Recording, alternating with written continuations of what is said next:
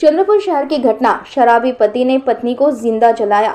चंद्रपुर शहर के गौतम नगर भाग में शराबी पति ने अपनी पत्नी को जिंदा जलाने की घटना सामने आई है। कुछ माह से शुभम और दीक्षा में विवाद चलने से दीक्षा अपनी दादी के साथ गौतम नगर में रह रही थी। दीक्षा को 5 वर्ष की बेटी होकर वह अपने पिता के साथ रहती थी। शुभम को शराब की लत थी। शुभम ने शराब पीकर इसके पहले दादी और दीक्षा को मारा था। वहीं शुभम भड़के ने 5 जनवरी को अपनी पत्नी दीक्षा भड़के की दादी के घर जाकर पत्नी से विवाद कर उसे जिंदा जलाकर बाहर से दरवाजा लगाकर फरार हो गया। दीक्षा ने बचाव के लिए आवाज लगाने पर पड़ोस के नागरिकों ने दीक्षा को बाहर निकालकर जिला सरकारी अस्पताल में दाखिल कराया है। वहीं 7 जनवरी को दीक्षा की मौत हुई है। दीक्षा की दादी ने शहर पुलिस स्टेशन में शिकायत दर्ज कराने पर शहर पुलिस स्टेशन पुलिस निरीक्षक निशिकांत रामटेके ने मामले की जांच कर शुभम भड़के के विरोध में हत्या का मामला दर्ज किया है। पुलिस ने शुभम भड़के को हत्या के आरोप में गिरफ्तार किया है।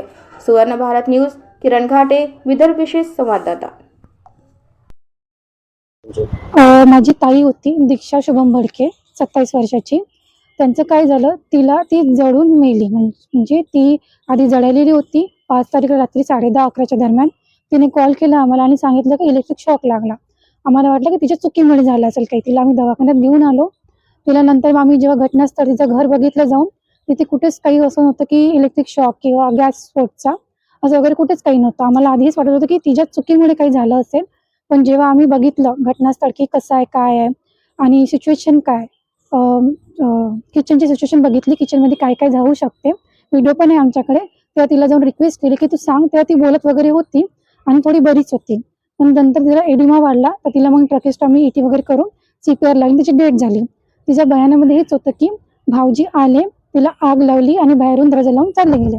त्यावेळेस भाऊजीला कोणी बघितलं नाही, पण दरवाजा लावून बाहेरून होता आणि त्यावेळेस तिथे माझी आजी पण नव्हती। तर आमचं इतकंच म्हणणं आहे की जे काही झालंय त्याची तपास करावी, काटेकोरपणाने करावी आणि चांगल्याने करावी आणि जे पण न्याय आहे ते आम्हाला पण मिळावा।